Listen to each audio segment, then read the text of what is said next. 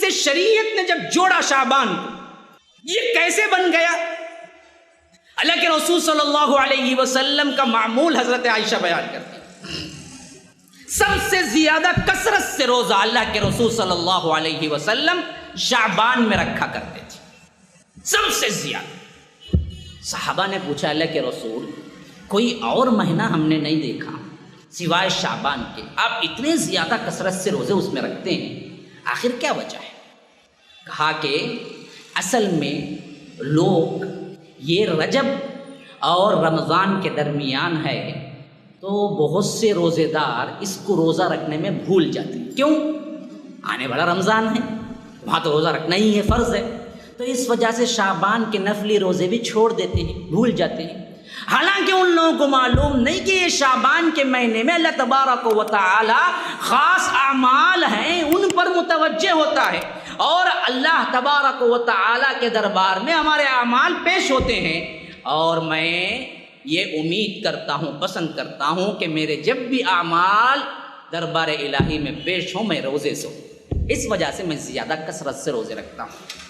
اللہ کے رسول صلی اللہ علیہ وسلم نے شعبان کی فضیلت میں فرمایا اس میں کثرت سے روزے بھی رکھے، اور ہمارے لیے حکم دے دیا کہ دیکھو 15 شعبان کے بعد روزہ نہ رکھو۔ سنن نسائی کی روایت۔ اب عجیب بات دیکھیے، سنت کی خلاف ورزی میں ہم کتنے بے باک ہیں، برابر 15 شعبان کے دن روزہ رکھتے ہیں، رات گزری شب برات، صبح روزہ، کیا کہتے؟ شب برات کا روزہ کرتے۔ کون بولا جی؟ کہاں سے آئی بات؟ کس نے بتایا؟ کس نے عمل کیا؟ کون سی حدیث میں؟ کوئی چیز نہیں ہے، نہ عقلاً ہے نہ نقلاً ہے، نہ اللہ کے رسول سے ثابت۔ ایک ضعیف روایت ہے جس میں بتایا گیا ہے حضرت علی کو اللہ کے رسول نے فرمایا کہ علی رات میں قیام کرو اور دن میں روزہ رکھو، ایسا کر کے نماز پڑھو، وہ نماز جس کی ہر رکعت میں 10 مرتبہ سورہ اخلاص پڑھ لو تو تمہارے اگلے پچھلے ہر گناہ معاف ہو جاتے ہیں۔ اب دیکھیے بنانے والے نے بھی روایت کیسی بنائی ہے، دیکھو لوگ حضرت علی پہ کیا کرتے ہیں جی، ایک گروہ ہے جو اللہ بنا بیٹھا، معلوم ہے نا؟ کون بولتا اللہ حضرت علی کو؟ معلوم ہے؟ ہاں، تو علی کو خاص کیوں لائے اس روایت میں؟ معلوم ہو گیا سنی بھائیوں کا کوئی مسئلہ نہیں، یہ شیعت کی پیداوار ہے، یہ بتا رہا ہے بات۔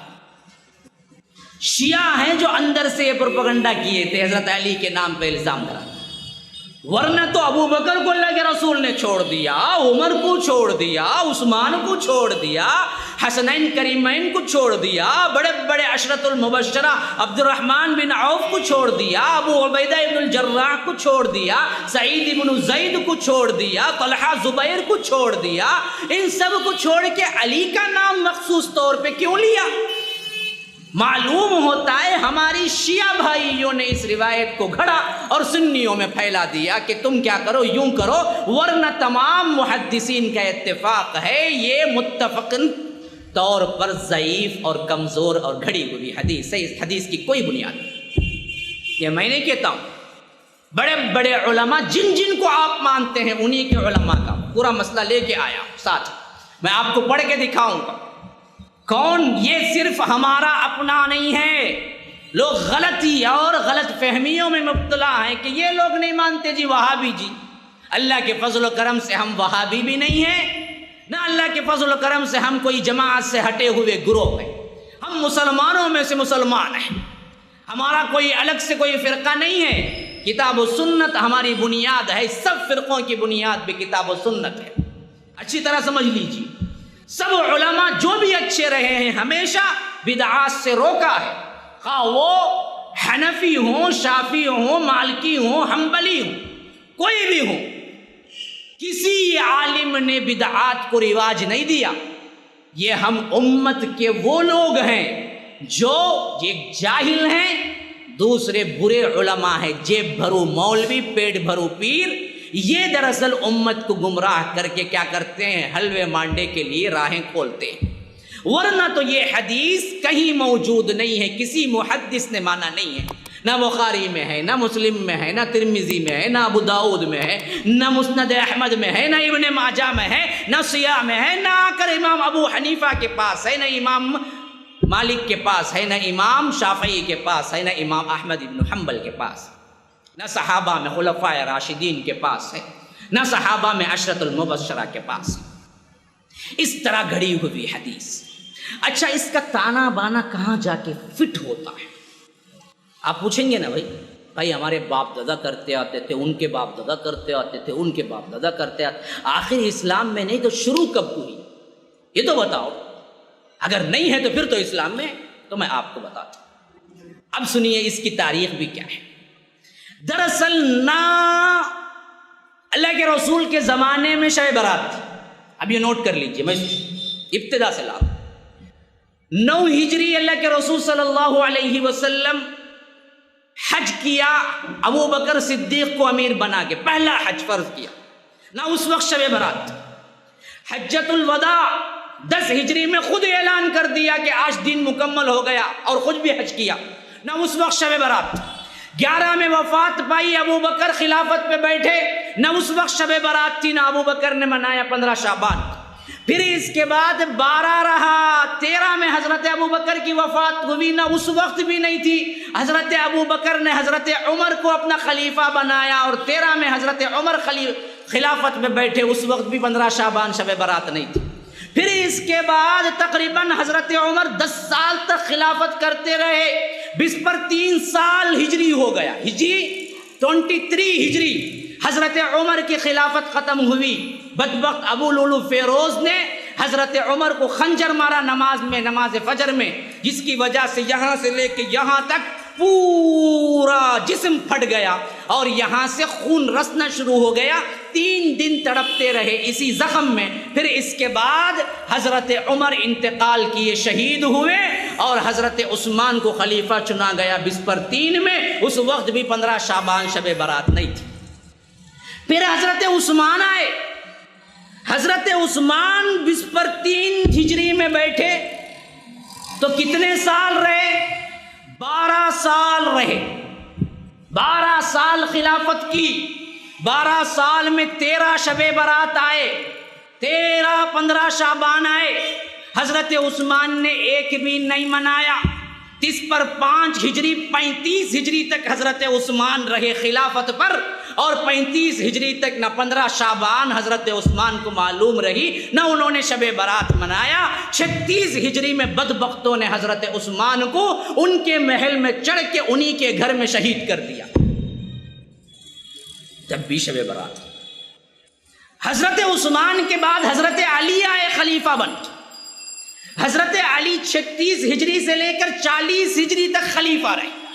4 سال کا عرصے میں 15 شعبان اور 5 شب برات آئی، اور اللہ کے رسول صلی اللہ علیہ وسلم کے یہ پیارے ساتھی کزن، جن کے ہاتھوں میں پلے، جن ہاتھوں نے اللہ کے رسول کے ہاتھوں نے پالا حضرت علی کو، ایسی شخصیت جو گھر میں بھی تھے، محبوب بھی تھے، رشتہ دار بھی تھے، کزن بھی تھے، اور اللہ کے رسول صلی اللہ علیہ وسلم کے سب سے بڑے مددگار بھی تھے، ان کی خلافت میں 4-5 شب برات آئی۔ 15 شعبان نہ انہوں نے منایا، نہ شب برات کیا، نہ ان کی زندگی میں کوئی نمونہ ہمیں ملتا ہے۔ حتیٰ کہ 40 ہجری میں حضرت علی کو بھی بدبخت ابن الملجم، بدبخت ترین شخص اس دنیا کا، اس امت کا، مسلمان ہوتے ہوئے خنجر مار کے ہلاک کیا ہے۔ حضرت علی شہید ہو گئے کوفہ۔ 40 ہجری خلفائے راشدین کا دور ختم۔ یہاں سے ایک فرقہ اٹھا جو اسلام کو بدنام کرنے کے لیے اٹھا۔ وہ فرقے کا نام ہے، جس نے حضرت علی کو کافر کہا، خوارج۔ انہوں نے دین میں سختی پیدا کی، یہاں تک کہ بڑے بڑے صحابہ کو کافر کہا۔ دوسرا گروہ اٹھا، وہ بھی دین سے دور تھا۔ وہ کون تھا؟ وہ حضرت علی کی محبت کا نعرہ لے کے اٹھا، شیعہ، جس نے حضرت علی کو بڑھاتے بڑھاتے اللہ بنا دیا۔ سامنے آ کے کہا آپ ہی اللہ ہے۔ حضرت علی نے حکم دیا ان سب بدبختوں کو جلا دیا گیا۔ تو یہ دونوں گروہ اسلام کو جس ستون اور عمارت میں اللہ کے رسول نے صحابہ کو کھڑا کر کے گیا تھا، جس مضبوطی کے ساتھ یہ لوگ ہیں دیمک کی طرح اس کو کھانے لگے، کھوکھلا کرنے لگے آہستہ آہستہ اندر سے۔ اب حضرت امیر معاویہ آئے 40 میں۔ حضرت امیر معاویہ کتنے سال حکومت کی اس امت مسلمہ پر پتہ ہے؟ 40 سال سے لے کر 60 سال، یعنی 60 ہجری تک پورے 20 سال حکومت کی۔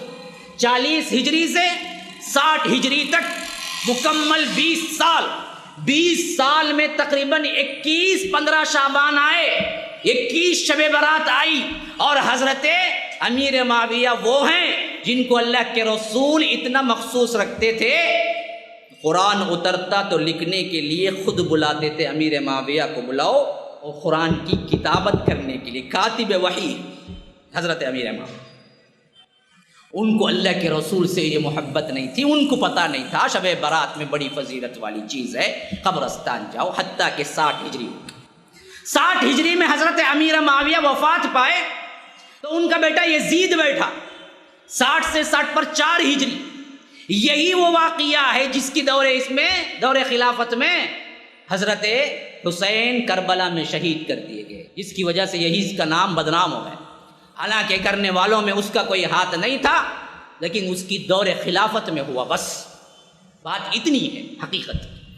پھر آگے بڑھو، 60 پر 4 ہجری کے بعد امت مسلمہ میں بڑا انتشار پیدا ہوا، ہر جگہ لوگ فتنے اٹھتے، لوگوں نے بگاڑ پیدا کر دی، جھوٹی حدیثیں بیان کرنا شروع کر دی، بعضوں نے حضرت علی کی فضیلت میں، بعضوں نے حضرت علی کے خلاف میں، یہاں تک کہ اسلام اس دور میں ایسی بری حالت میں پہنچا کہ ایک طرف مکے کے اندر حضرت عبداللہ ابن زبیر کی حکومت تھی، دمشق میں اہل مروان کی حکومت تھی، کوفے میں ان لوگوں کی جو شیعان علی ہیں ان کی حکومت تھی، ایک ہی خلافت اسلامیہ میں 3 حکومتیں تھیں۔ پھر اللہ تبارک و تعالی نے امت پہ رحم کی، پھر بنو امیہ جمے اور انہوں نے پھر اس کو متحد کیا، پھر ایک جمعیت بنی، ایک خلافت بنی۔ پھر اسلام کے اندر جو بڑے بڑے فتنے پیدا ہو گئے تھے، اللہ تبارک و تعالی نے اس حساب سے بڑے بڑے اماموں کو بھیجا۔ اس حساب سے نمبر 1 فہرست پہ آنے والے امام ابو حنیفہ رحمہ اللہ ہیں 80 ہجری۔ 60 میں امیر معاویہ بیٹھے، 60 پر 5 میں یزید بھی مر گیا، بات وہاں سے ختم ہو گئی۔ پھر یہ 15 سالہ عرصہ بڑے فتنوں کا دور رہا، اور 80 ہجری میں امام ابو حنیفہ رحمہ اللہ پیدا ہو گئے، اور اس کے بعد 100 ہجری کے بعد تو خود حضرت امام ابو حنیفہ رحمہ اللہ اتنا شعور والا کام کیا کہ انہوں نے سب سے پہلے عقائد کو مرتب کیا، جس کا نام ہے فقہ الاکبر، ان کی اپنی لکھی ہوئی کتاب۔ پوری تاریخ میں امام ابو حنیفہ رحمہ اللہ کی ایک ہی کتاب ہے جو انہوں نے خود لکھی، وہ ہے فقہ الاکبر، جس میں انہوں نے بالترتیب ہمارے لیے عقیدہ اور اس کو بالترتیب صحابہ کی فضیلت بیان کر کے لکھا کہ سب سے پہلے نمبر پہ ابو بکر ہیں، پھر اس کے بعد حضرت عمر ہیں، پھر اس کے بعد حضرت عثمان ہیں، پھر اس کے بعد حضرت علی ہیں۔ اس ترتیب میں نہ بخاری میں ہے، نہ مسلم میں ہے، نہ قرآن میں ہے۔ ہم کیوں اس ترتیب میں مانتے ہیں؟ کیونکہ امت نے اجماع کر کے ہمیں یہ عقیدہ دیا کہ اسی ترتیب میں ماننا ہے، کیونکہ اسی ترتیب میں صحابہ نے خلافت کے اندر خلفاء کو چنا۔ لیکن یہ ترتیب بہت سوں کو پسند نہیں آئی، شیعہ نے علی کو بھی پسند نہیں آئی، اسی طرح خوارج کو بھی پسند نہیں آئی۔ انہوں نے بڑے بڑے گل کھلائے ہیں اس اسلام کو بدنام کرنے کی، حتیٰ کہ آخری سرحد پہ 100 ہجری کے سرحد پہ اللہ تبارک و تعالی نے بنو امیہ میں سے ہی ایک بہت ہی بہترین خلیفے کو بھیجا، جو تاریخ میں خلیفہ خامس کہا جاتا ہے، 5ویں خلیفہ راشد۔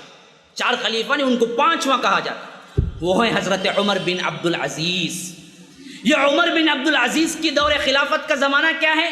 99 ہجری تو 101، 2 سال صرف رہے، صرف 2 سال حکومت کی، 2 سال ہی۔ کیوں؟ پورا وہ اسلام کی شان واپس لوٹانے میں انہوں نے کوششیں کی، تو بدبخت دشمنوں نے انہیں زہر دے کے 2 سال کے اندر ہی مار دیا، زہر دے کے مارا گیا ان کو۔ خود ان کے اپنوں نے زہر دے کے مارا. کیوں؟ یہ عمر ثانی کہلائے, دوسرے عمر کہلائے. جتنا شان و شوکت اور فرقے بن کے اسلام کو کھوکھلا کر رہے تھے, ان تمام کو انہوں نے مٹا کے پھر صحیح اسلام لانے کی کوشش کر کے اپنی زندگی اس میں لگا دی.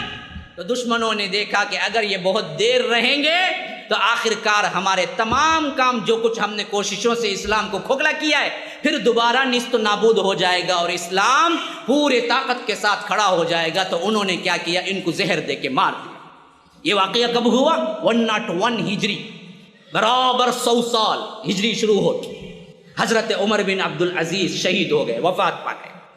اب اس کے بعد بنو امیہ کو کوئی اچھا خلیفہ نہیں ملا, حتیٰ کہ کمزور ہوتے چلے گئے.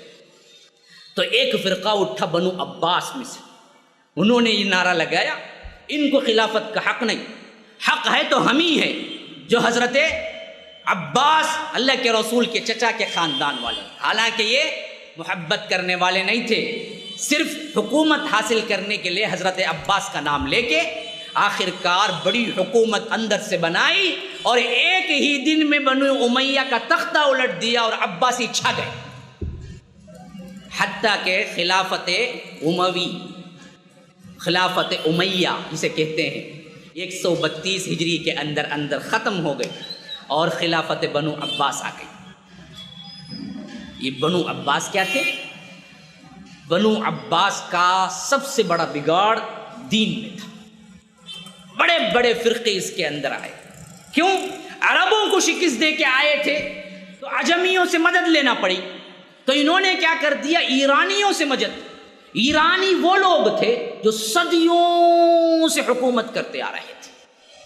حضرت عمر کے دور خلافت میں یہ بالکل نیست و نابود ہو گئے. اللہ تبارک و تعالیٰ نے ان کا سب سے بڑا پارلیمنٹ مدین میں جو تھا, مدائن کے اندر, وہ خود اللہ تبارک و تعالیٰ نے حضرت عمر کے دور میں دے دیا. اب وہ سب کے سب مٹ کے رہ گئے. آخری بادشاہ ایرانیوں کا یزجرد کہلاتا ہے, اس کو حضرت عثمان کے دور میں مار دیا گیا. وہ خود اپنے آپ, بعض روایتوں میں آتا ہے کہ خودکشی کر کے مر گیا اور ایرانی ملیاں میٹ ہو گئے. لیکن ایران بڑا قدیم مذہب ہے اور ان کے جو اصول اور ان کے جو برستار ہیں وہ بڑی محبت کرتے تھے اپنے اپنے عقائد سے. لیکن جب اسلام کا غلبہ ہوا تو انہوں نے کیا کیا, اب دوسرا چارہ نہیں تھا تو اسلامی لحاظ سے لبادہ اوڑھ لیا, جبہ قبہ. ہم بھی جبہ قبہ سے نہ دھوکہ کھاتے ہیں. اصل میں بڑی داڑھی ہو, ہرا دوپٹہ ہو, پھر مسجد کے ممبر میں بیٹھ گیا ہو, 1000 دانے کی تسبیح گلے میں ہو, 2000 دانے کی تسبیح ہاتھ میں ہو, پھر سبحان اللہ کہتے ہوئے حلوہ لاؤ, مانڈے لاؤ, پیسے لاؤ بولتا رہا ہو, تو ہم سمجھتے ہیں کہ کیا ہے, بالکل صحیح ہے بھائی, یہ جو بھی کہے گا اسلام کے مطابق ہوگا, ہم سمجھ جاتے ہیں. تو یہ بھی یہی اسلام کا لبادہ اوڑھ کے دراصل مسلمان بن گئے. آپ کو معلوم ہونا چاہیے حضرت عمر کو کون قتل کیا؟ ابو لولو فیروز. کون تھا؟ ایرانی تھا, ایرانی غلام تھا جو حضرت عمر کو قتل کیا. وہ عمر جن سے قیصر و کسریٰ کانپتے تھے, ابو لولو فیروز ہے قاتل. کہاں سے آیا؟ ایران سے آیا. تو ایران مذہب اسلام کا پرانا دشمن رہا ہے, پرانا دشمن. انہوں نے دیکھا کہ اب اسلام پھیل رہا ہے, مخالفت نہیں کر سکتے, تو خاموشی اختیار کر, کچھ نہیں بولے, لیکن موقع کی تلاش میں رہے. کب ہمیں موقع ملے گا اسلام بگاڑے, مسلمان تو ہو گئے. تو جب بنو عباس عجمیوں سے ساتھ لیا, عربیوں کو ختم کیا, تو یہ لوگ بڑے بڑے عہدوں پہ آ گئے, منسٹر لیول پہ آ گئے. ان کو کہتے ہیں برامکہ.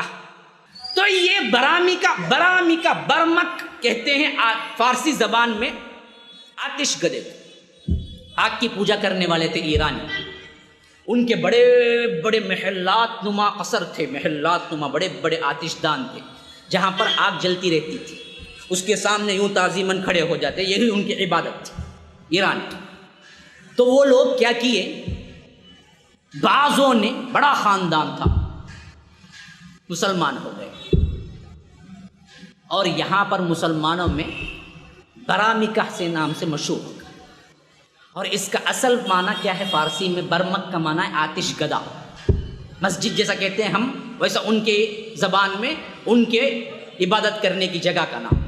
اب یہ برامکہ اتنے آگے بڑے بنو عباس میں، جب ہارون رشید خلیفہ ہوا، آپ کو معلوم ہے پورے عباسی دور میں سب سے زیادہ شان و شوکت والا بادشاہ ہارون رشید ہے۔ ہارون رشید کے دور خلافت میں خالد برمکی جو تھا وہ وزیر اعظم کے عہدے پہ تھا۔ کہاں پہنچ گئے یہ لوگ؟ ایران سے آ کے۔ پھر اس کے بعد خالد مر گیا 163 ہجری میں، تو اس کا بیٹا تھا یحییٰ برمکی۔ ہارون رشید نے اس کو خلیفہ بنا دیا، اس کو وزیر اعظم بنا دیا، اور یہ یحییٰ برمکی ہارون رشید کی خلافت میں اتنا آگے بڑھا، ہارون رشید ڈمی بن گیا۔ جیسا یہاں صدر ڈمی ہوتا ہے، یہاں کس کی چلتی ہے؟ وزیر اعظم کی چلتی ہے، صدر سائن ڈالنے کے لیے ہوتا ہے بس۔ آپ کو معلوم ہے نا، صدر سائن ڈالنے کے لیے ہوتا ہے۔ چلتا کس کا راج ہے؟ مودی سرکار، مودی سرکار ہے یا مووی سرکار ہے پتہ نہیں ہے، لیکن ہے سرکار اس کی جس میں چلتا ہے۔ اور ہمارا صدر کیا ہے؟ سائن ڈالنے کے لیے ہوتا ہے۔ بعینی اسی طرح مقام ہو گیا تھا اس دور میں۔ ہارون رشید خلیفہ تھا، چلتا کس کا تھا؟ یحییٰ برمکی کا چلتا تھا، وہ وزیر اعظم کی پوزیشن پہ تھا اس وقت۔ اتنا آگے بڑھ گیا کہ ایک دور میں خود ہارون رشید کو پریشانی شروع ہو گئی، کیا جی میری کچھ چلتا ہی نہیں ہے، چلتا سب اس کا ہے۔ تو اس نے آدمیوں کو رکھ کے آتے رات قتل کرا دیا، وہاں سے یہ فتنہ ختم ہوا۔ تو ان کے دور میں انہوں نے کیا کیا؟ یہ 15 شعبان کا ایجاد کیا۔ اس میں اصل میں کرتے کیا تھے؟ اعلان یہ کر دیا کہ اس میں بڑی فضیلتیں آئی ہیں، اور فضیلتوں والی وہ تمام احادیث سیٹ کر دی لا کے، جو نہ قرآن میں نہ صحیح حدیث میں ثابت ہیں، وہ سب کے سب گھڑی ہوئی احادیث ہیں جو لا کے فٹ کر دیے۔ اس جیسے اور ایپیسوڈز اور دروس کے لیے MSLI TV آپ کے تعاون کا مستحق ہے۔ اسکرین پر دکھائے گئے نمبرز پر کھل کر تعاون کریں۔ جزاک اللہ احسن الجزا فی الدنیا والآخرہ۔